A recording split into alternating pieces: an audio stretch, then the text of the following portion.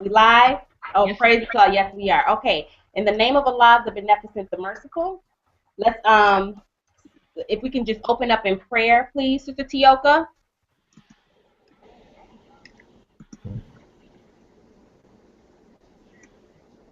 Is Sister Tioka okay? Okay. Sister Tioka, are you there? Because she's gonna open up.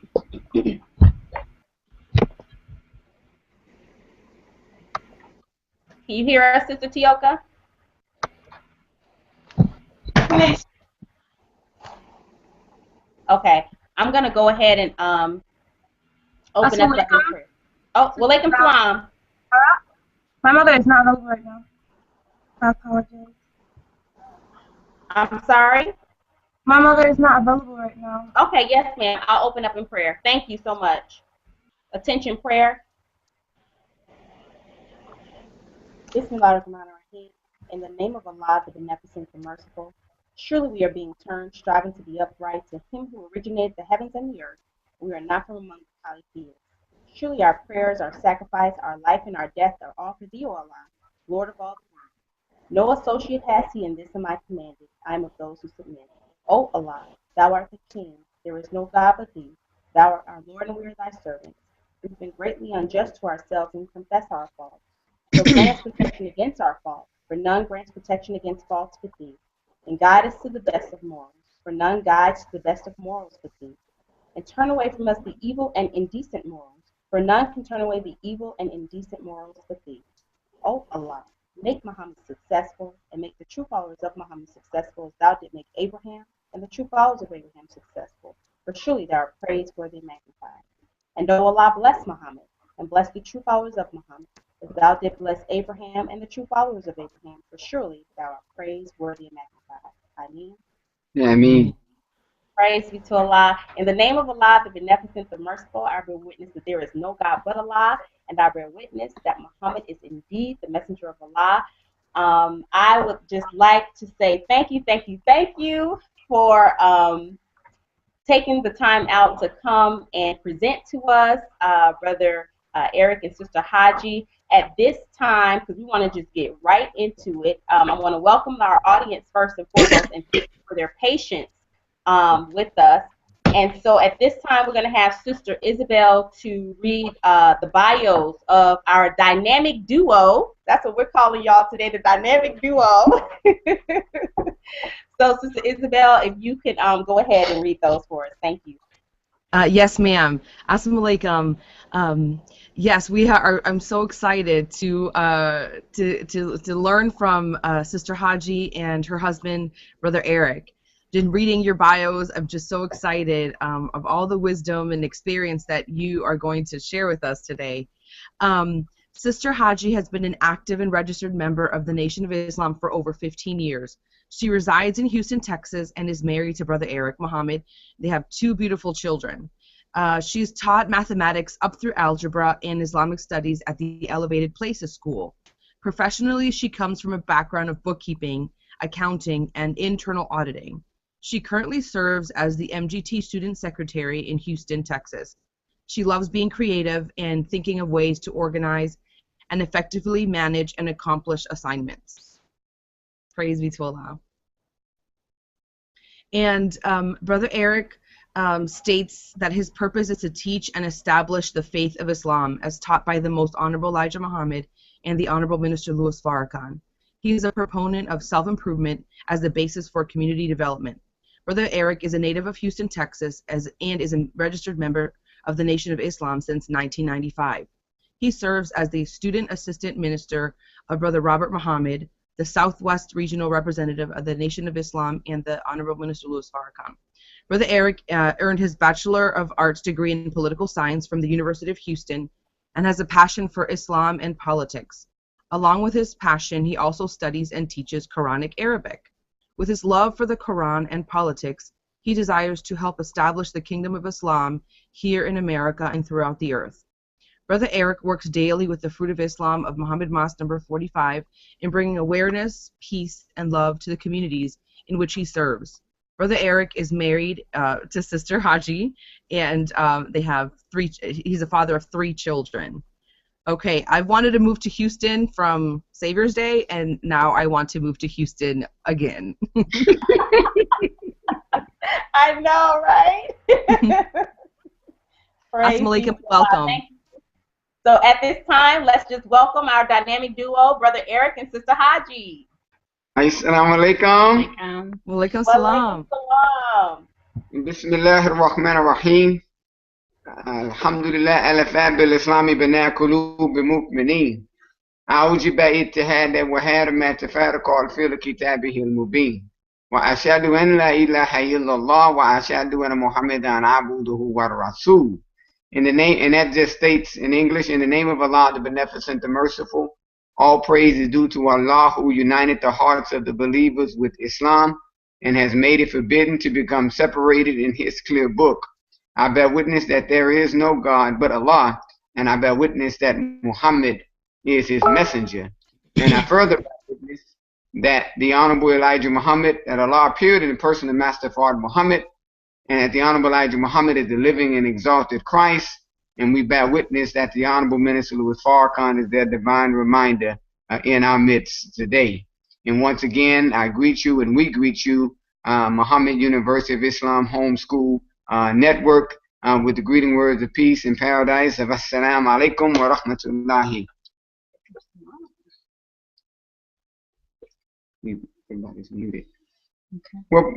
Okay. Yes, so walaikum salam. Okay, that was. Yes, Okay. All right, well, we're gonna get started. It's a blessing. Put up our screen.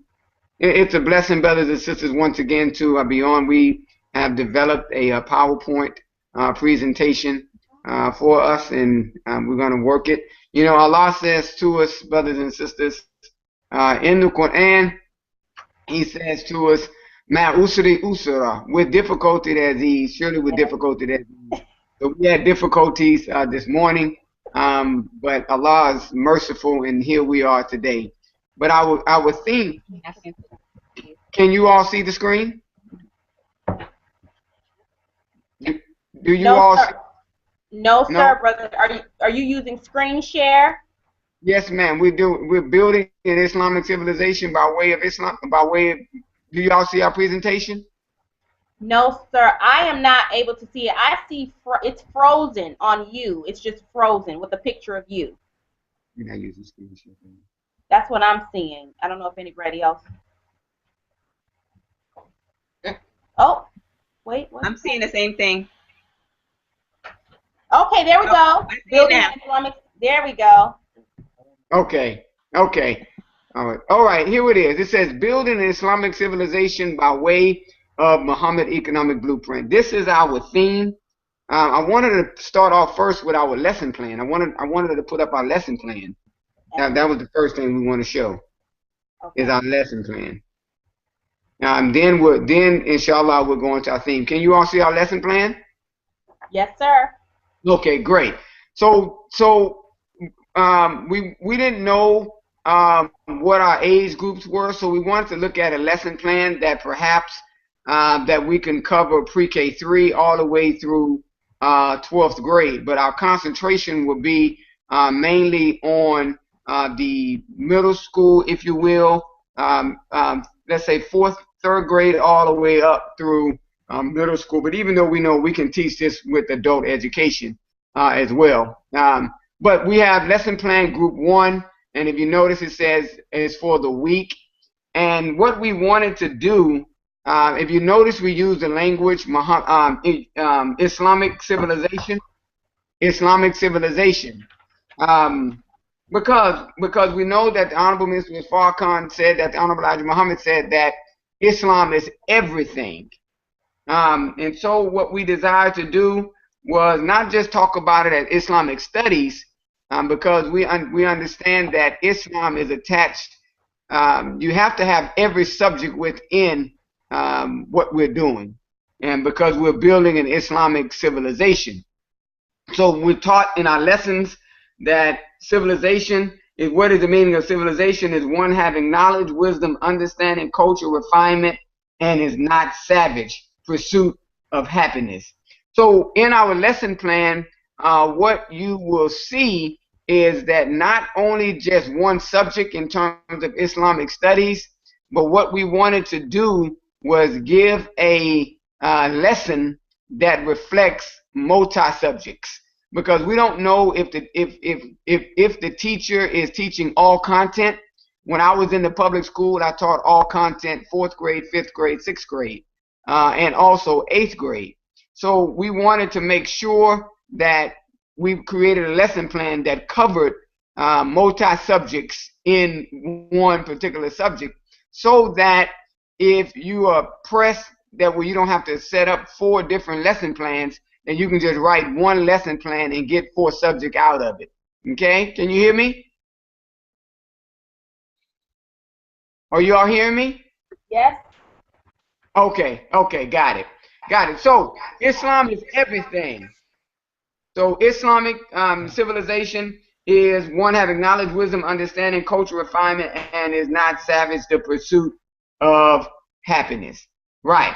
So now when you go into the Quran, the reason why we say Islamic civilization, as you're looking at the lesson plan, as we're going through our theme, which we'll show you in a second, we're going to address the subject matter, or the objective will be Muhammad Economic Blueprint. The objective is the student will develop understanding of zakat, thrift, savings, and agriculture as it relates to developing our nation of our own. The student will save 5 cents a day, 35 cents a week, and also use math skills to calculate monies collected, and student applies objectives 1 and 2 by using project-based approach. The spiritual connection would be, since our being brought in chains to the shores of America, our brain power, labor, skills, talent, and wealth have been taken and given and spent towards building and adding to the civilization of another people. It is time for you and me, the so-called Negroes, to start doing for ourselves. We must not let our children be as are we, beggars of another man for his home, facilities, clothing, food, and the means of providing a living. The Honorable Elijah Muhammad stated that. The activities and classwork would be, the student would define terms, write sentences using terms, zakat, charity, thrift, savings, and put together pictures for understanding. 2, discuss the purpose of thrift and zakat. 3, read pages 173 through 175 of Message to the Black Man. The students will learn how to outline a chapter. Students will save 5 cents a day and add it up at the end of the week, preparing for the minister's instructions at the Day of Atonement. And the student will learn related Quranic verses. And also the homework, the students will go home and outline the chapter. The students will share and work with parents on classroom activities. Okay? Wow. Wow. Okay, now we're going to go to our PowerPoint presentation. All right, do we see the PowerPoint presentation? Yes, sir. Okay, building an Islamic civilization by way of Muhammad Economic Blueprint. Now, again, the reason why we said Islamic civilization, because Islam is everything.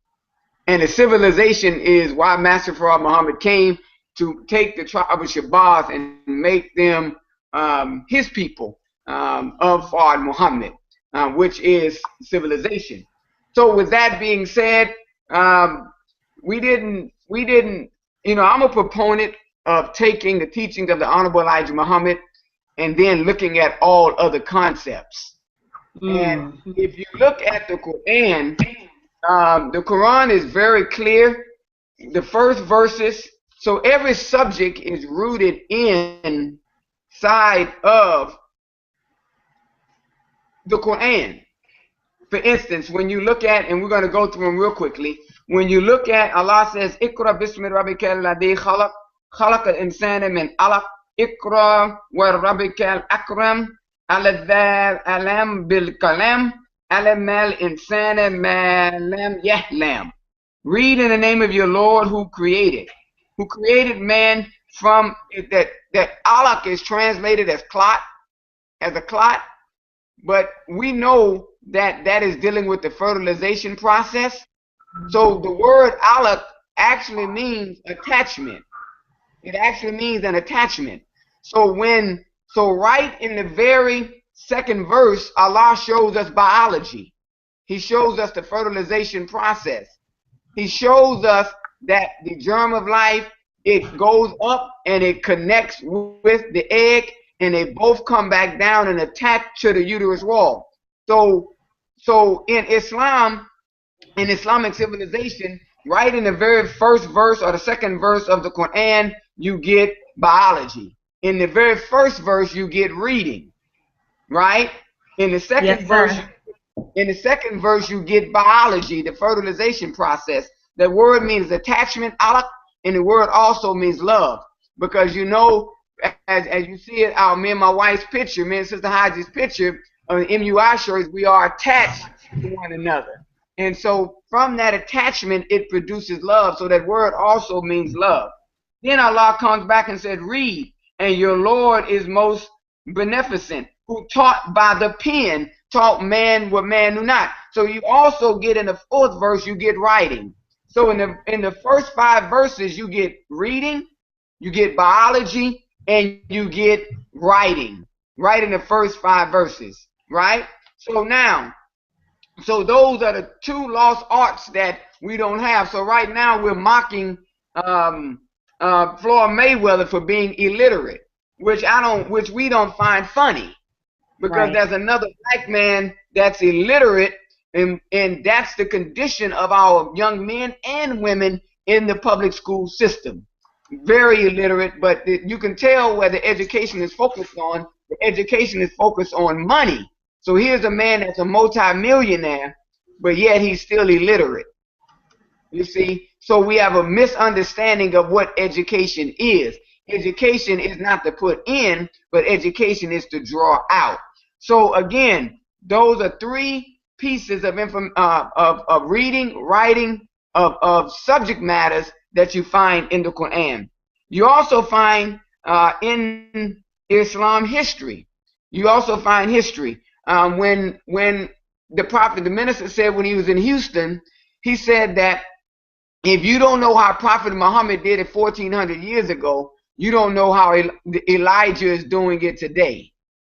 And we write our history in advance, 25,000 years in advance. But in this cycle of history, it was written 15,000 years in advance, and Master Farad Muhammad wrote the last 10,000 years. Now, so you have history in our Islam, you have writing, you have reading, you have biology. Also, you have, it says mathematics is Islam and Islam is mathematics, it stands true. And you can prove it in no limit of time. Then you must learn how to use it and secure some benefits while you're living. That is luxury, money, good homes, friendship, and all walks of life. So now you have Islam is mathematics. So we're building a case to understand that every concept should lead us to building an Islamic civilization. So whatever subject matter we're dealing with, if it's engineering, there's a history under the Caliph Abu Bakr when the general that conquered Egypt, they wanted to build a waterway from Egypt to Medina. Well, once the general, he led the army and conquered it, but he was also the one that helped and built the waterway called the Suez Canal, because he was also an engineer.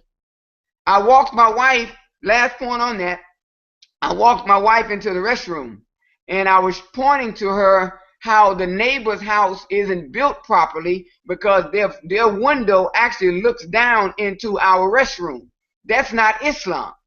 The window should have actually been built on the front side, or there should have been a wall up to where they can't see our privacy. Those are called the privacy laws of Islam. So what we're showing that every subject matter we put forth, Islamic civilization or Islamic studies should be at the root of it. Okay, so now next part of the slide. So by way of Muhammad economic blueprint. So now as we're going forward, it said the keyword list, message to the black man, Muhammad economic blueprint. Now the first definition we're going to give the children, as you notice in study group, it start out with a keyword list, right? So it says zakat. The word zakat, in you see the scriptures at the bottom.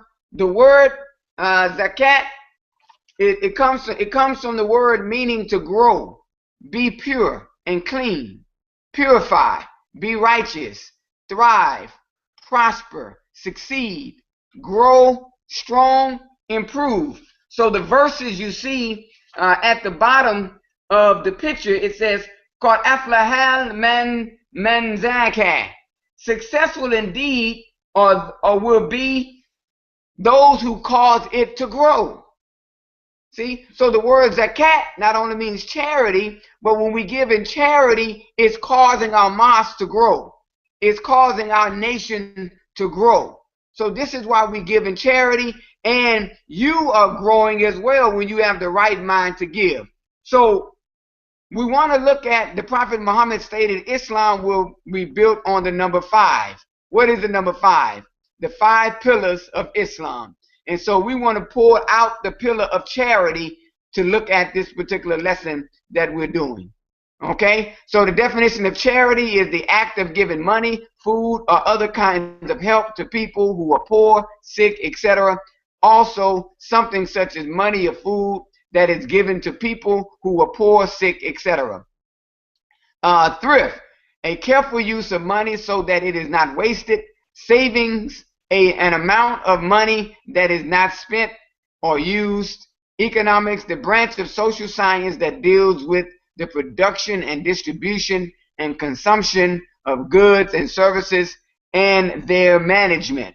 And we notice at Savior's Day, the Honorable Minister Louis Farrakhan gave us the root of that word, economics. Now, the next verse says, "And he indeed fails who buries it." So if we're not growing, if we're not causing it to grow, then the next step, Allah comes back and says, "Indeed fails who buries it." Okay, so we would give the students the keyword list. They would study that keyword list, and then of course we would present a crossword puzzle with the definitions in it. You know, to show they can identify where the word, where the definition of that word is. So next PowerPoint. All right, now we have a video for you. We'll show the video. On February 24th, 2013, during his Savior's Day address, the Honorable Minister Louis Farrakhan introduced Muhammad's economic blueprint to end poverty and want. 7 days times 1 nickel a day, 35 cents a week. Do you have it? Isn't that painless? You know you don't like pain. Look at this. 52 weeks in a year, so that amounts to $18.20 per year. And if everybody in this room, everybody listening to television, everybody under the sound of my voice gave $18.20 a year, multiply that by 16 million in the working force. Now we got $291,200,000 in just 1 year. 291 million. Look at the power of pennies, nickels, and dimes if all of us did this.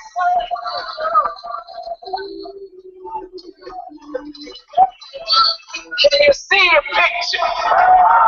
Look. We want to do exactly as Isaiah the prophet said. They will rebuild the ancient ruins and restore the places long devastated. They will renew the ruined cities that have been devastated for generations. With your support of Muhammad's economic blueprint, we can obtain farmland, build industry, and create jobs for our people. Through pooling our nickels, dimes, and dollars, we can rebuild the wasted cities and provide a future for our children. To support Muhammad's economic blueprint, go to economicblueprint.org and register now. Are you in agreement with what we must do to end our poverty and want by accepting a program to put our nickels, dimes, and dollars together and make them work for us as a people? How many of you are in agreement? Would you just raise your hands?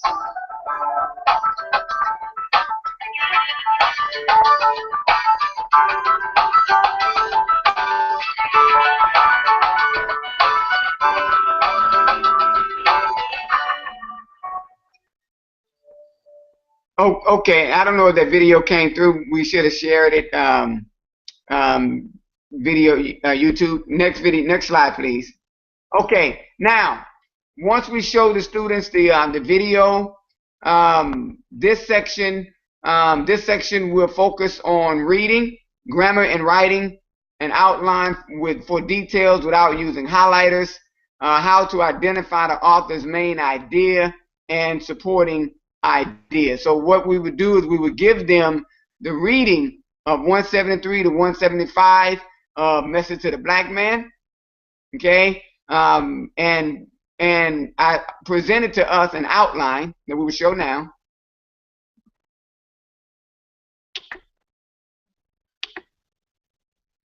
Okay, can you all see the outline? Yes, sir. Okay, great. Now, this is an outline the way Brother Jabril years ago taught us how to outline a chapter. And the way he does it is, the way he showed us how to outline the chapter, once we let the students read it, then I'll explain to them how to outline a chapter of the Honorable Elijah Muhammad's writing. And you would see how beautiful the Honorable Elijah Muhammad writes, and then just see the wisdom in what he wrote and how he writes, okay, and the wisdom in what he wrote to help us to pull out the content. Now, the first paragraph of his writings represents his main point. So the first thing you do is you take the first sentence of the paragraph, and that first sentence, you make that your Roman numeral. Every sentence within that paragraph represents A, B, C, or D, which represents the supporting ideas. So for instance, the Roman numeral number 1 all the way through the letter D is that first paragraph of page 173. Okay? His main idea is the first paragraph of every paragraph. The supporting ideas are the sentences that make up that paragraph after the first paragraph. So for instance, in your first sentence it says, if you have your Message to the Black Man, you can take those out. The first sentence says, the black man in America faces a serious economic problem today, and the white racist Christianity cannot solve it. That's the main idea of the whole chapter. Okay? Then he gives us the supporting ideas of that particular main idea. Supporting idea A is you, the so-called Negro. And if you notice, it says you, this is the grammar, you, comma, the so-called Negro, comma, with the help of Allah can solve your own problem, period. The truth must be recognized by the black man, period. Okay? Then he comes back with his second supporting idea. He, comma, himself has assisted greatly in creating the serious problem of unemployment, insecurity, and lack. If you go to C, this is how, you know, when you're writing commas in a sentence, you're showing a student how to write. This is first grade, second grade, third grade, if you will, if you use grades. But on that, whatever level they're on, and you teaching a series of commas, now we would say red, comma, blue, comma, and black. But the Honorable Elijah Muhammad, in any of his writings, he only uses a comma after the first series. For instance, if you look in letter C, he says, before the black man can begin to gain economic security, he must be awakened from the dead and gain knowledge, comma, understanding, and wisdom. He doesn't use the comma after understanding. And if you look at How to Eat to Live, if you look at Fall of America, if you look any other place, he only uses a comma after the first word in the series. And I thought that was so interesting, because one night we were at study group and we had a discussion around a statement that was made. And when I realized how the Honorable Elijah Muhammad wrote, that's how he wrote. And so throughout his articles, you will see the comma only after the first letter, the first word of that particular series, and then he will actually close it out with an and. So knowledge, comma, understanding, and wisdom. Okay? And then you find that in D, where it says Islam and only Islam will point the way out of the entanglement of want in the midst of plenty for the followers of Islam, comma, the true religion of the black nation. Okay? So now when you look at how you outline, and then the next sentence will be your the next paragraph will be your Roman numeral 2, the first sentence. Okay? And why is this important when I say don't use highlighters? Brother Jabril said to us once that highlighters rob us of our ability to remember. And if you notice, before we got cell phones and we could highlight numbers in our phone, and you get a number in your beeper, and the first thing that came up, wherever that number was, you knew who that person was. But when we got these cell phones and start highlighting numbers in cell phones, we say that we don't even take time to remember numbers anymore, because we rely on our cell phones. And Lord forbid if your battery run out and you have to stop at a payphone to use it, and you're like, man, what's that man? What's his number? You know. So I'm not suggesting that we don't use highlighters. That's just a point. I'm just giving us a point that we can understand. But when you teach our children when we teach our children to outline the teachings like this, it identifies, it helps us to identify his supporting ideas. So we're not guessing at it. We're not well, it's a paraphrase. We're not paraphrasing. When we write like this, we're actually using our own hand, by the pen. We're using our own hand to rewrite fully what the Honorable Elijah Muhammad said, and we're outlining it to see his main point, and we're outlining it to see his supporting ideas. And I'm only suggesting to us, I believe, that this will help us to remember what the Honorable Elijah Muhammad and the points that he's attempting to get us to see in this. So if you scroll, as we scroll down, you will see the whole chapter is outlined. Each Roman numeral represents the beginning of each paragraph. Each letter is the other sentences in that particular paragraph, as we're taught are the supporting ideas. So our students then would take this particular message to the black man. We would show them how to outline the chapter. Then they would bring this back to us. This won't be a class assignment. This will be a homework assignment to where they can go home, outline it, and then come back and then tell us, some things that they saw, how this is different, how this can help them in their grasping the teachings of the Honorable Elijah Muhammad. So next slide.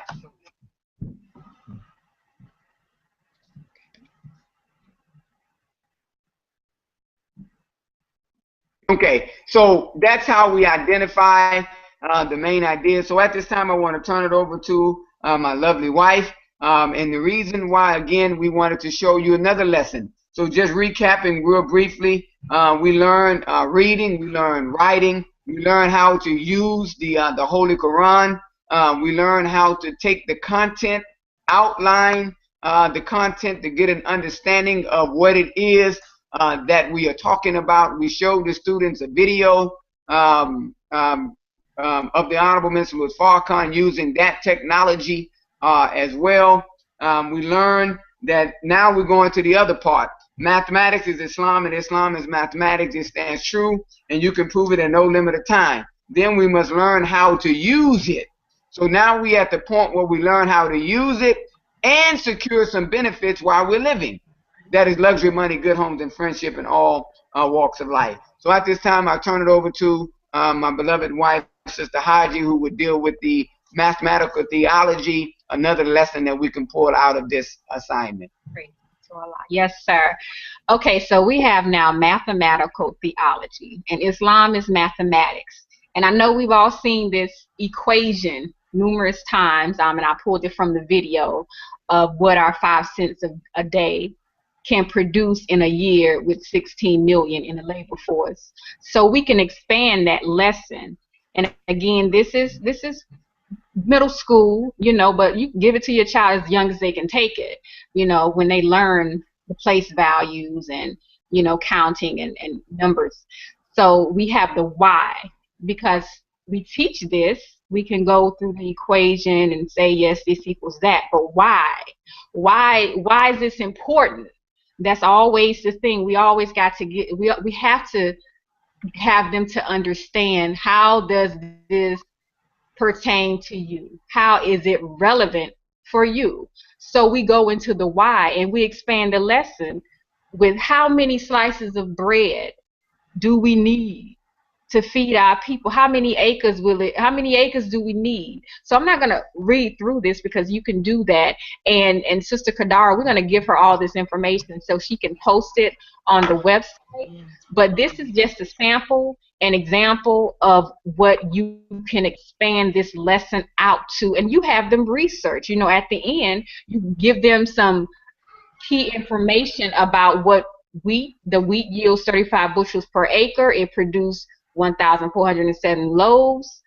The average 1.5 pound loaf has 24 slices. So you're going to research how much an acre of land is in your city. Once you find that number, how much you're going to pay for an acre of land, then according to how much we'll get in 1 year, how many acres can we produce to get these slices and loaves of bread? So this can be expanded so far and wide for them to see how it pertains to them. It being relevant is so key when we teach our children. Everything has to be relevant, because who wants to learn about something that they can't use? Who wants to learn about that? They're not going to be interested in that. They have to see themselves in it. So this again is one way our children, we can expand this lesson on the economic blueprint. Brother Eric gave 2 other ways, and it's of course many other things we can pull from this. But when we talk about Islamic civilization, we have to make sure that everything that we teach can bring them right back to themselves. The minister tweeted this morning. Of course, I know many of us get his tweets directly, and he tweeted, if God is not kept first and foremost in our endeavors, we will not be successful. So that's in everything that we do. Everything that we teach, we have to teach God. Everything. So I want to, I'm going to the last slide here, what our work and effort will produce. And we must become producers. And that's the whole point of the economic blueprint. And I want to just briefly, I'm going to take this off of the PowerPoint and get back on the call so you all can see our faces. All right, we're going to remove. All right, can you see us? Yes, ma'am. Beautiful. That was beautiful. Okay, so when I started teaching Islamic studies, I taught the principles of Islam, you know, how to eat to live, and it was new to me teaching the subject. I knew what I was teaching, but I didn't expand it. And being able to expand it now, because I've been teaching for a couple of years now, and I can see myself, I've grown so much in teaching the subject, and the minister, of course, is behind all of that, and what he's doing with the time and what must be done in the economic blueprint. Everything that he comes out and introduces or reintroduces to us, we have to teach that. And that's what I've done. I mean, every class that I teach in Islamic studies, in the first portion of the class, we always do a scriptural reference. We start off with the Holy Quran every morning. We start off with that, and I get the reference, and I ask them, well, what do you think about that? Or how is that relevant to you? What do you see in that? And we have a discussion. It may be 5 or 10 minutes. And then when the Twitter book was released, the Teachings 2.0, I asked them to come in with their book, and each class, a student was responsible with pulling out a question and answer. They love that. They love that. That was their time to teach. But yeah, they really love that. And so we have to make sure we are in tune and in time with the minister. Very, very important. And just expanding the lesson, expanding it, because what we have as our foundation with the principles of Islam, with the books of the Honorable Elijah Muhammad, we have to expand it. We have to, because there's so much in it that we haven't even tapped into yet. So we have to be creative, and students love experiments and projects. You know they do. They love hands-on. So we really we have to study ourselves, and we have to pull people in. I'll give you an example with How to Eat to Live. I had a sister come in, and she well, no, let me go back. Message to the Black Man, The Making of the Devil. She came in and she taught on Mendel's Law, I believe, the recessive and dominant. She came in and taught on that, because I'm not proficient in that area with science.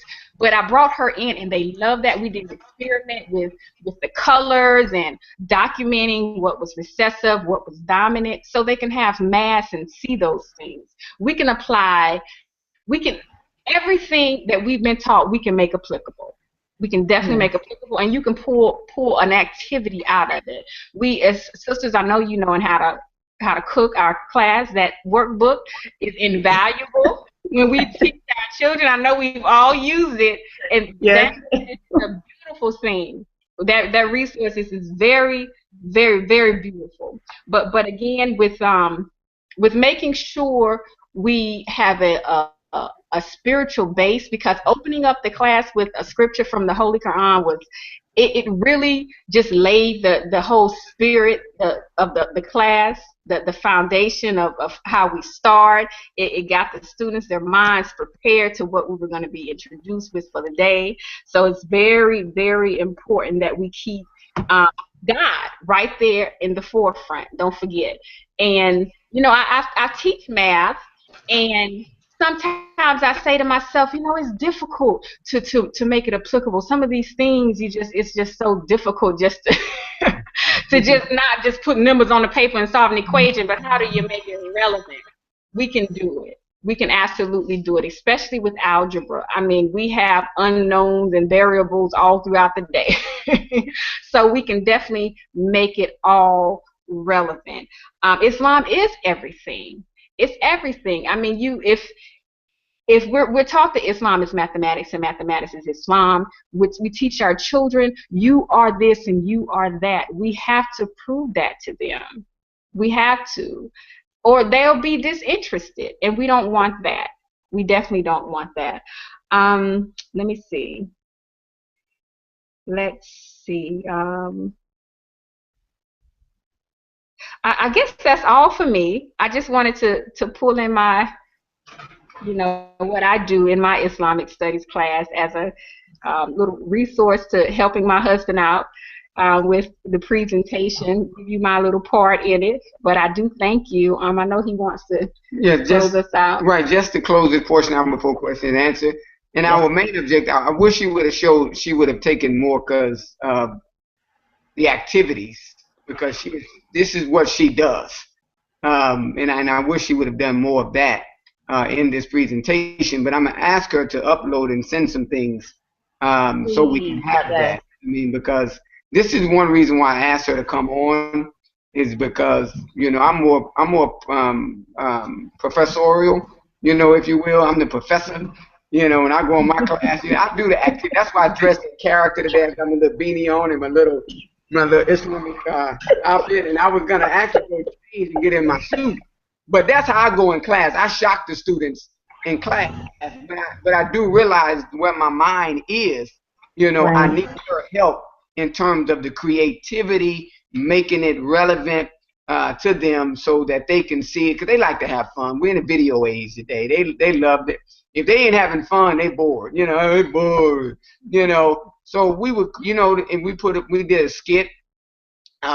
We did videos at MUI with the young brothers and the sisters in the mosque, where they were actually having a role play with the with one another in regards to Muhammad Economic Blueprint. The sisters were at a bus stop, and the other sisters were walking by, and you see on the video they stopped and talking to one another. So we do have that script that we're going to also send as well.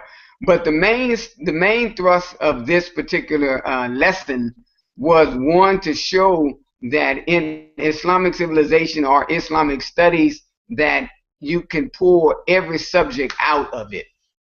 You see, so you don't have to create 4 different lesson plans, a lesson plan per subject. You can actually deal with Islamic civilization, and then within Islamic civilization, you can have your reading, you can have your writing, you can have math, you know, and you can pull from that. The minister said that we can do this. He was talking about the curriculum. He said we can do it. It's easy. We just have to be diligent. So I don't necessarily find it difficult for us to do that. I think that the more diligent we are in pulling out the base of because we're building Islamic civilization based on the teachings of the Honorable Elijah Muhammad. So regardless of what your profession is, or what content or subject matter you are finding, it's rooted in our teachings. Because if it was not there, then we couldn't build a nation.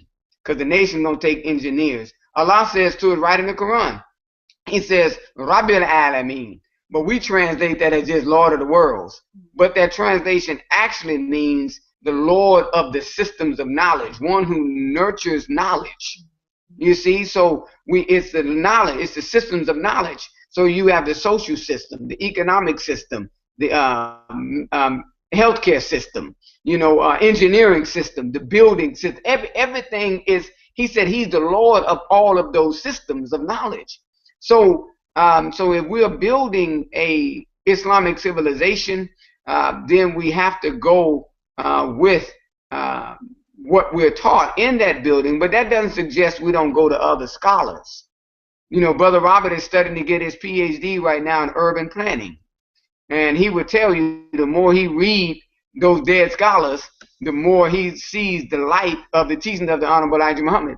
So Minister Farrakhan told him this, quote, he said, brother, you will sit on the shoulder of the scholars and see beyond.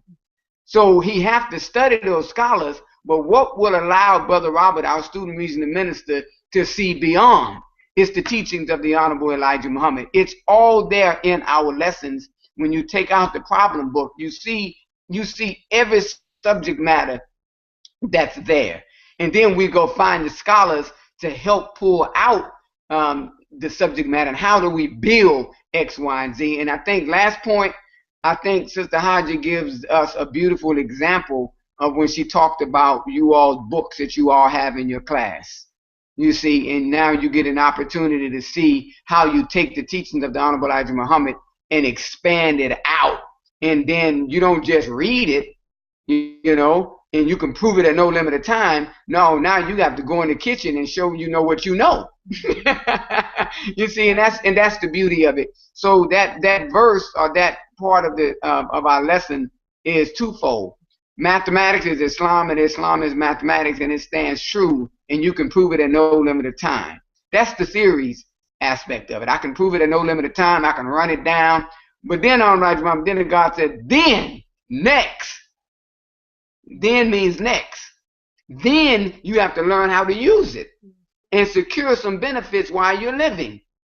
You see, that is luxury, money, good home, and friendship in all walks of life. So that's how we wanted to lay out this particular lesson today, to show that you can create one big lesson plan, and then within that lesson plan of Islamic studies, Islamic civilization, you can pull out various lessons within it.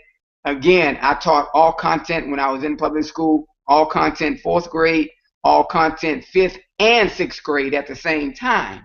Then I went to 8th grade. So I understand the difficulty factor of teaching. So I try to find the easiest way as possible to make sure I cover all of the areas that I can that's related to, in Texas it's called the TEKS or the tax, to make sure that our students are getting exactly what they need. So when they do go out, you know, they're able to compete within this world. But I find it interesting, last point of an example, when our students who are studying to be engineers, and they're engineers and whatnot, but they still have questions to me about Islam.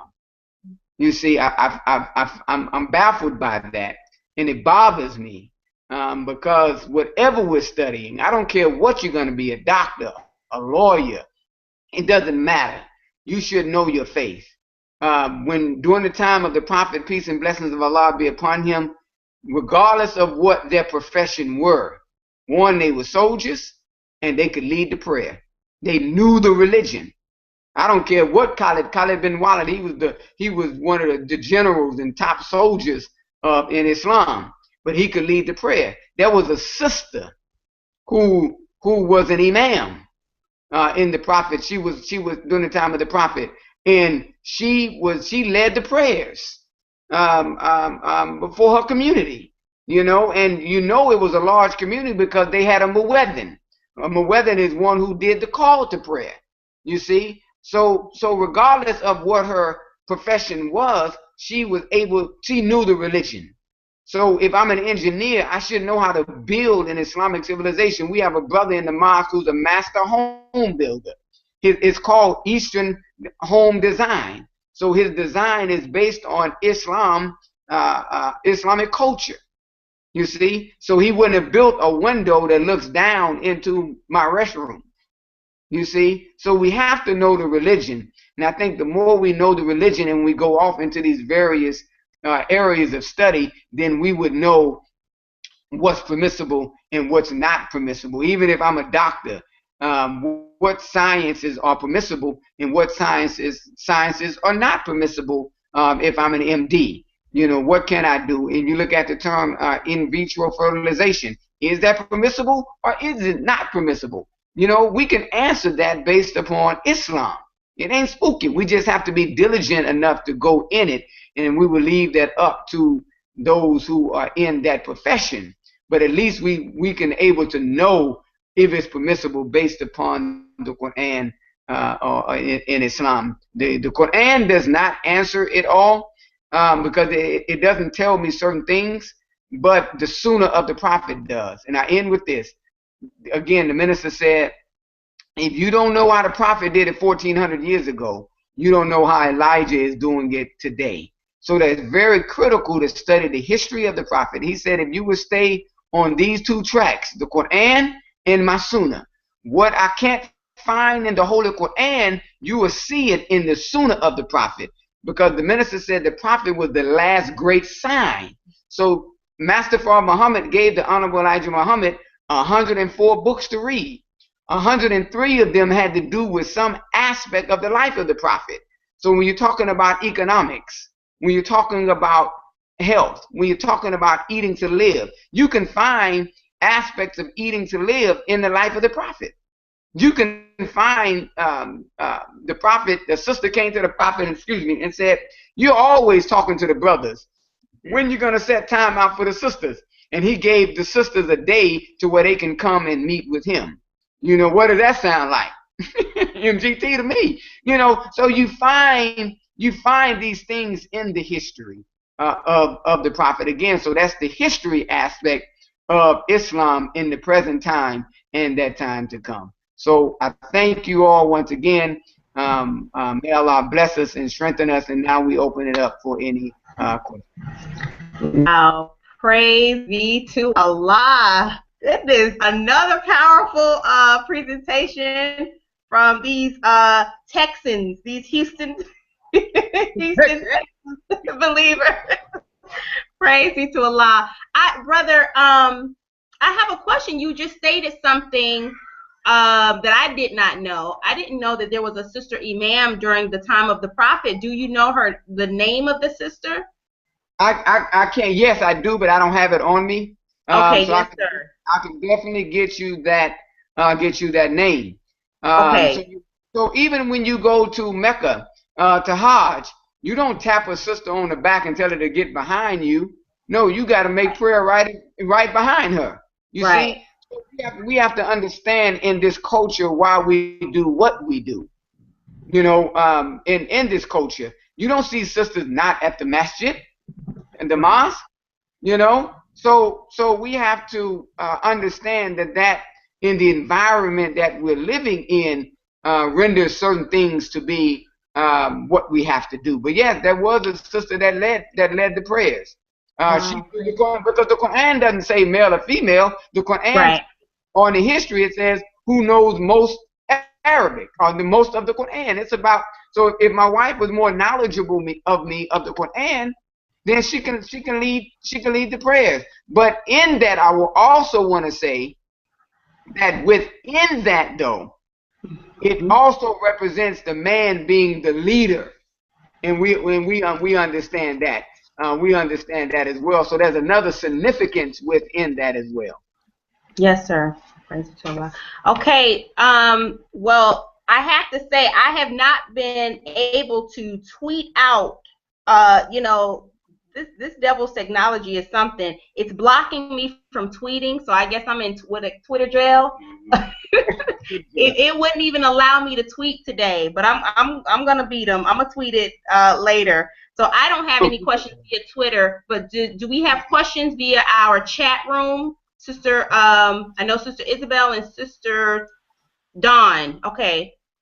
No, ma'am. I don't see any questions as of yet in the chat room. Okay. Okay. Yes, ma'am. Do you all have any questions from the staff, Sister Isabel, Sister Dawn?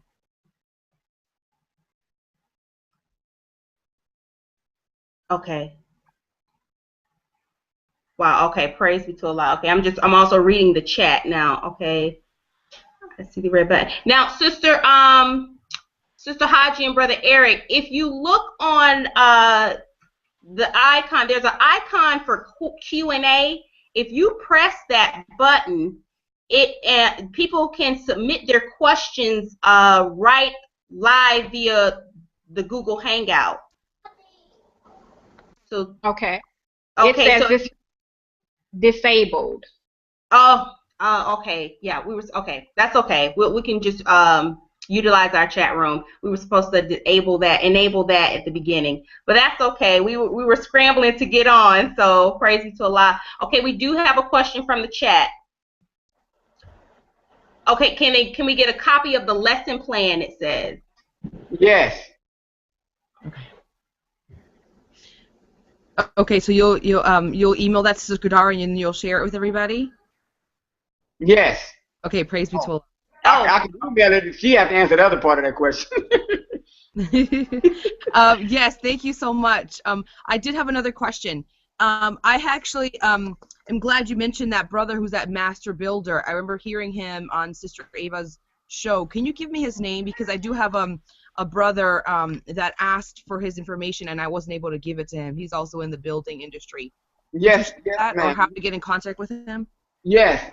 Is there a way I can put his number on chat? And he won mine. He won mine. Okay. His name is Alexander Muhammad. What it is? Okay. Is he on Facebook or Twitter? You know, I don't think so. I don't think so. But we're gonna type in his or his website maybe for his company. Yeah, I don't have that. I don't have that. But we're putting in his number now. Okay. Yes. And I wanted to bear witness. You are such a wonderful team. My husband and I run Muhammad School of Music, and he's just like that. He's a professor, and then he's like, okay, you do the little ones.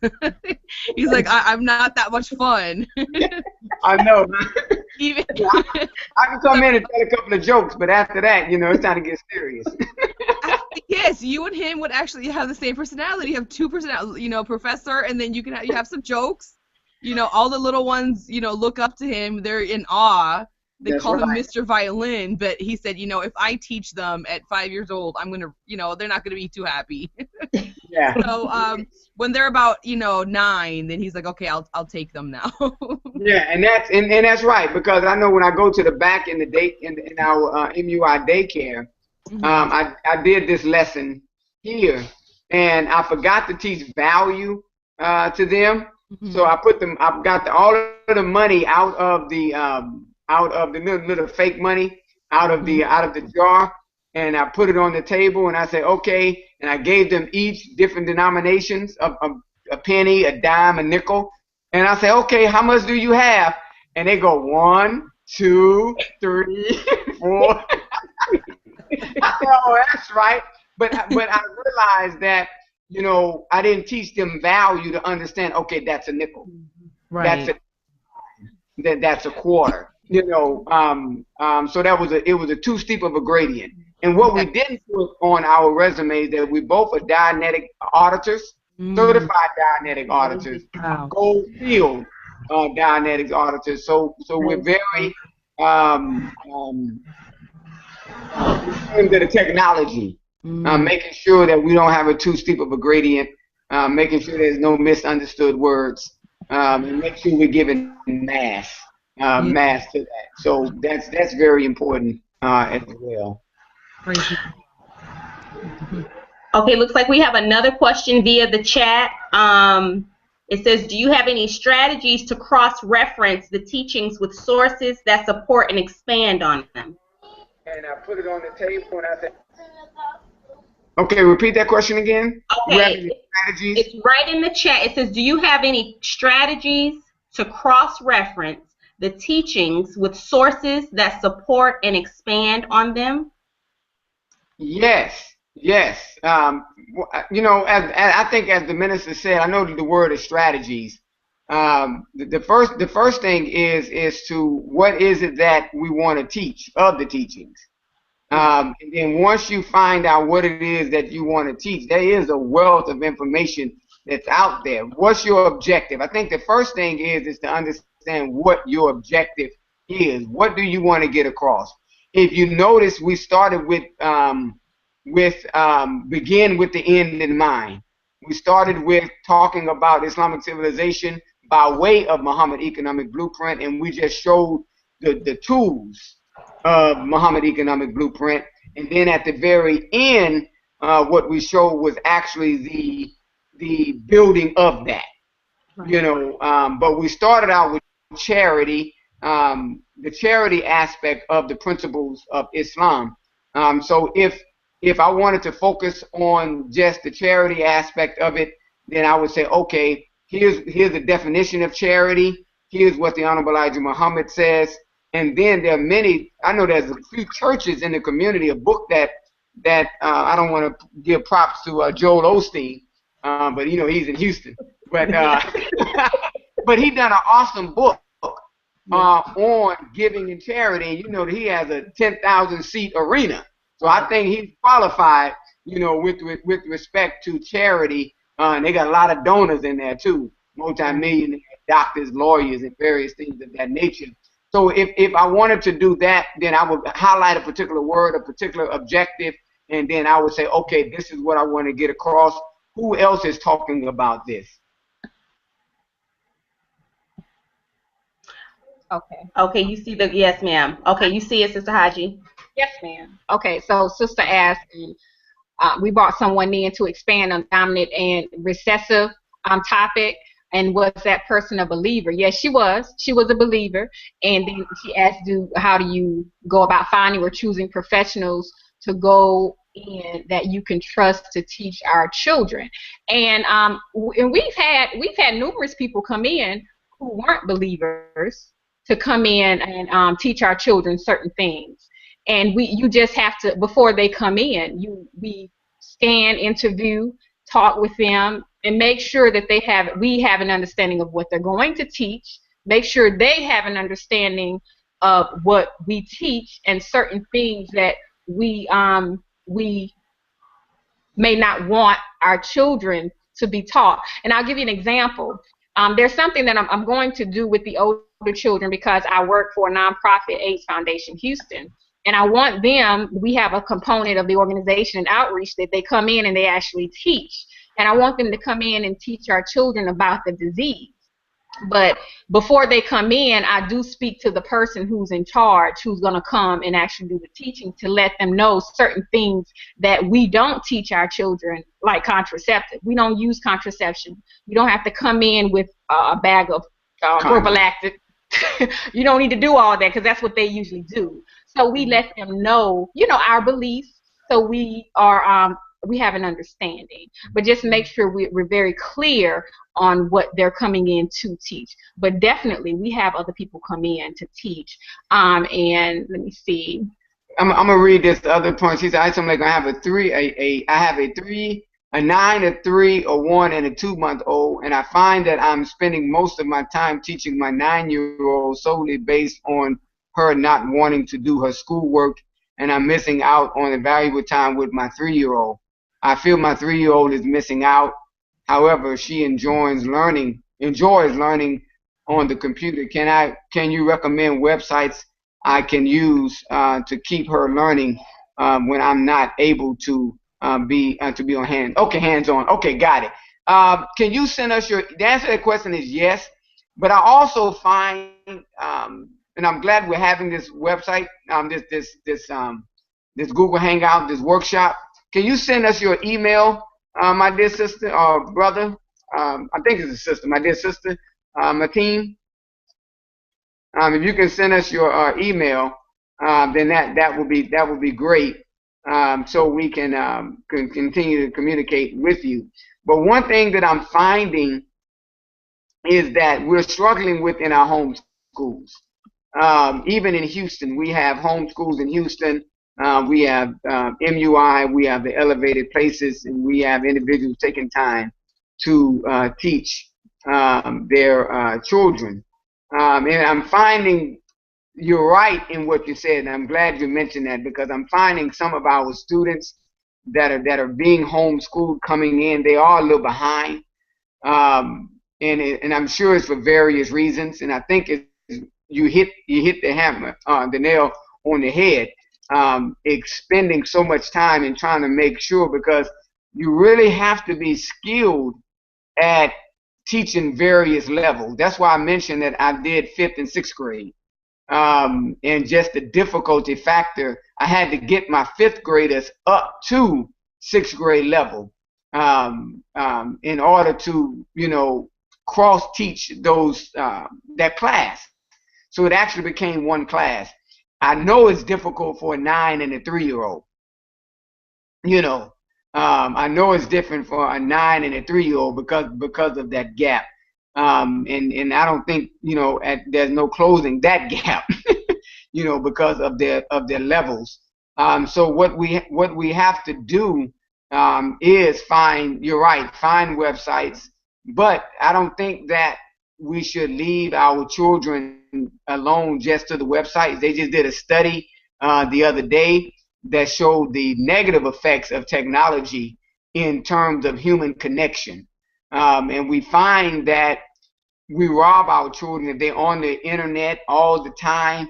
This human connection they have with human beings and connecting and relating to one another. And so we have to make sure that it's a balance, that you cannot substitute the teacher in the classroom. Even if we came like this is good. You can see me. We can interact.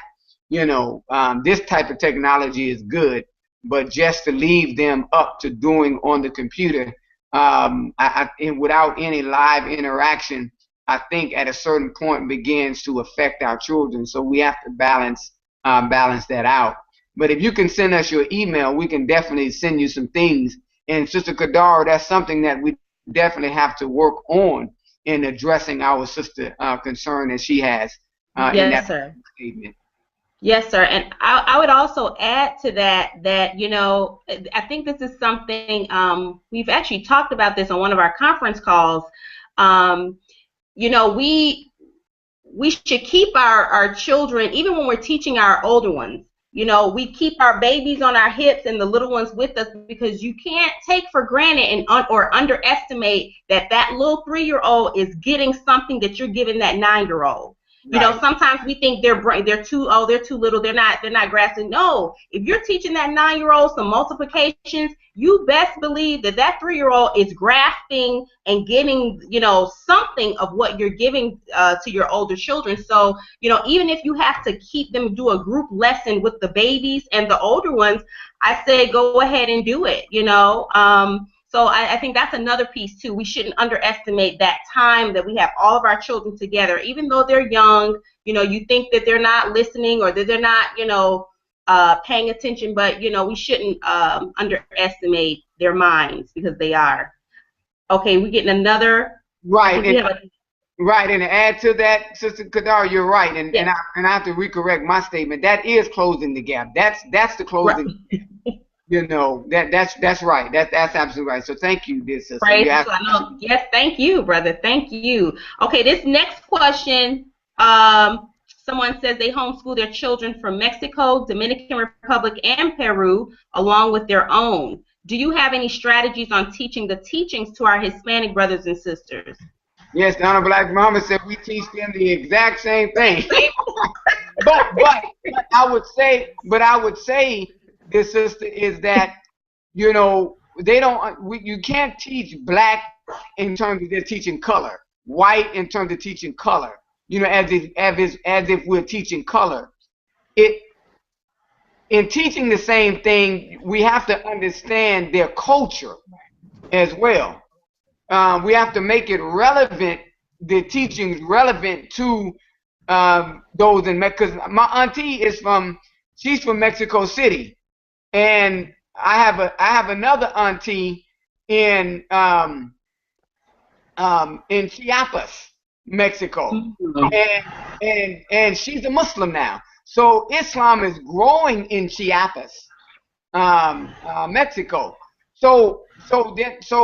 But it's based upon their understanding Islam and their culture.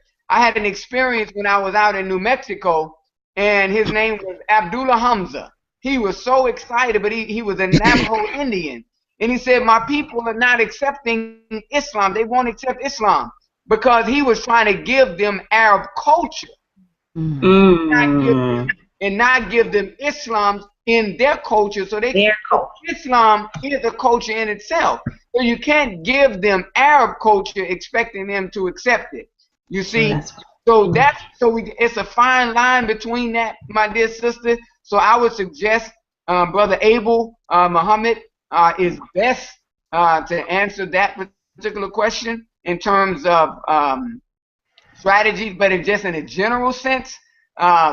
Find a way, and I'm sure if you have the experience to do it as well. So I would just say that take the teachings and put it into their language.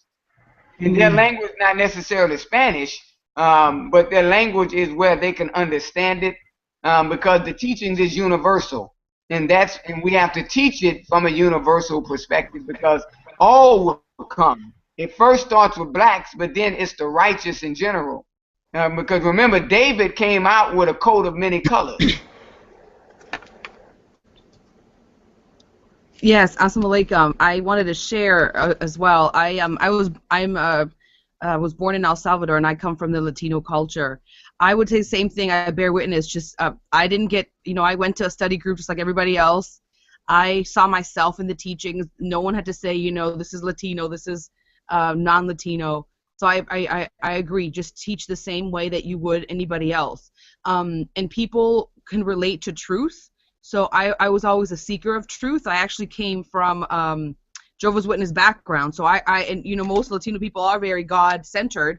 So you just want the way that I approach my family or people that that you know, I'm around Latino people, it's just original. I use the word original a lot because in Yeah. the Latino culture, it's very pervasive too. No one wants to consider themselves black, which is sad. You know, you could be, you know, you could, if you're standing in New York City, people would think that you're from New York City, but they will say, no, I'm Dominican, or make a distinction. You Yes. know, so I use the word original a lot.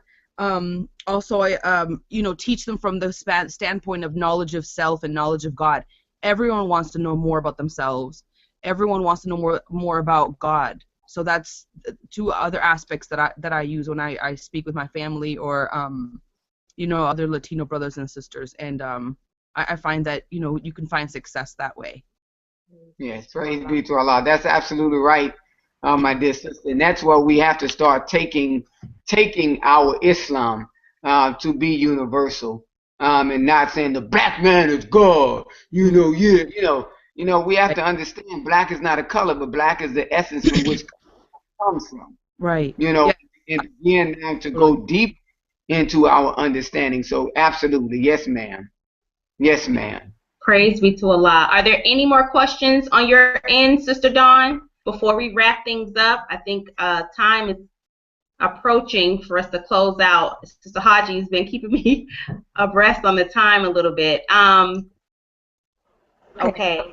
I don't see any more in the chat box, but I do have a quick question. Do you all teach the Arabic language there, and how do you feel about homeschoolers teaching Arabic language in their homeschool? Should we have someone that is fluent, or should we just kind of teach them what we know or what we can get from the internet? I think Ann and both, dear sister, brother Sultan, Imam Sultan Rahman. The answer to your question is yes. I do teach Arabic here, but definitely teach what you know. And then if there's any way that we could help you, we'll be greatly we'll be honored to help you. Again, you know, I found that many that come, they teach it so hard.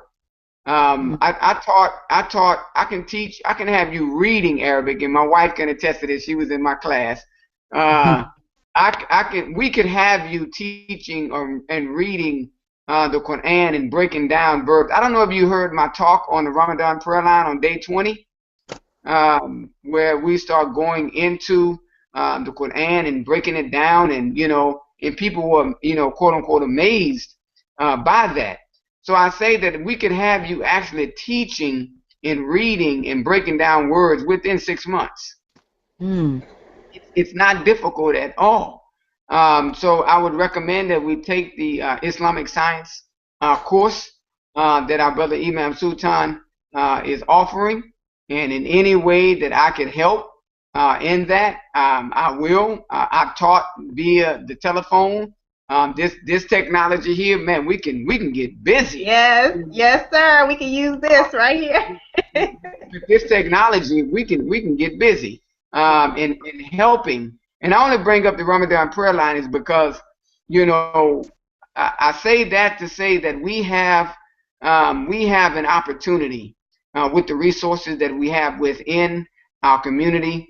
And if you go back and listen to it, I'm really dealing with a lot of grammar, and I'm dealing with using that grammar. The same method that we use in our lesson today, I use the same method on the Ramadan prayer line that morning, because I'm a firm believer that we have to grab the grammar. Grammar helps us in understanding the meaning of the words. So yes, dear sister, do what you do what you know, teach it in any way that we could help, we definitely would.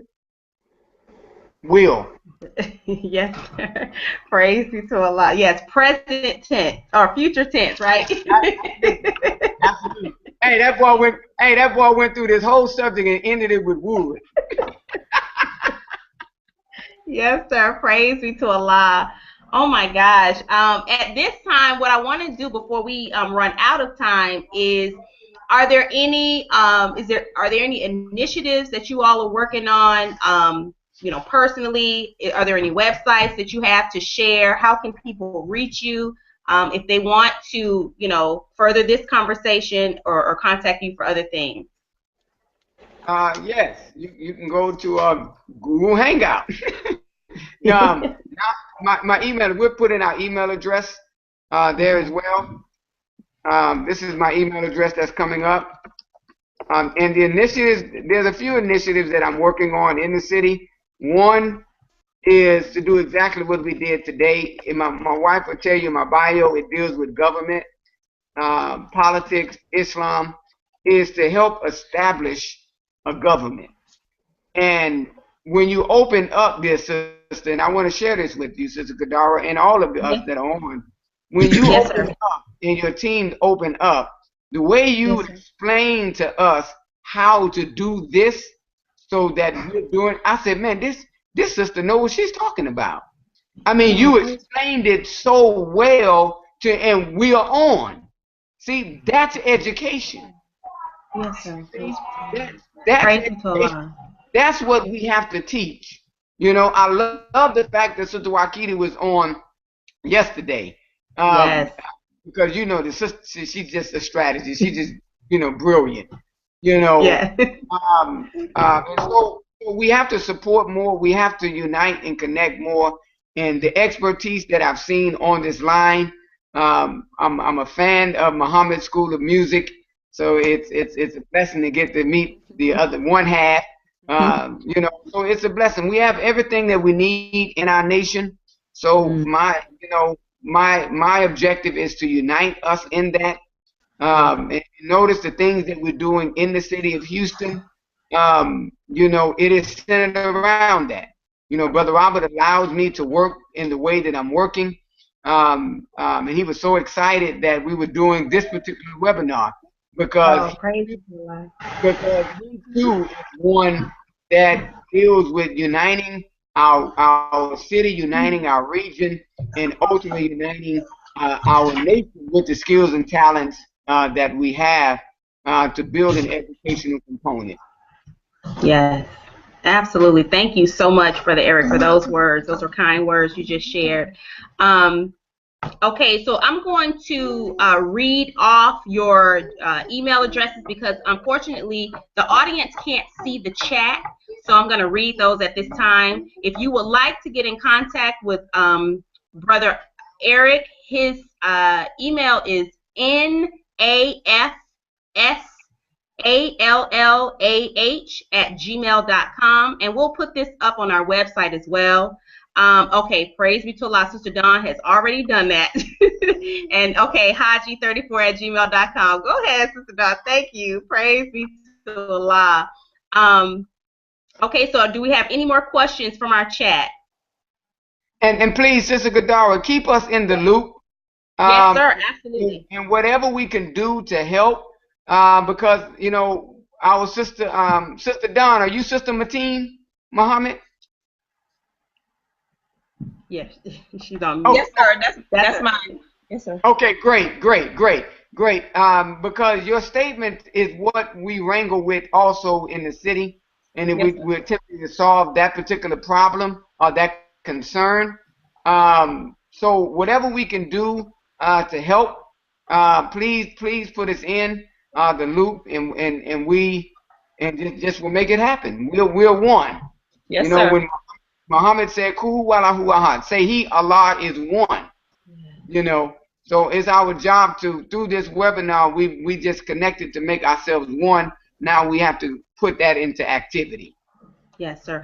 I did have a question that I forgot about. How long does it usually take you to do a lesson, either Sister Haji or Brother Eric, when you're doing Islamic Civilization? About how long is a lesson for you all? How long do you stay on a lesson?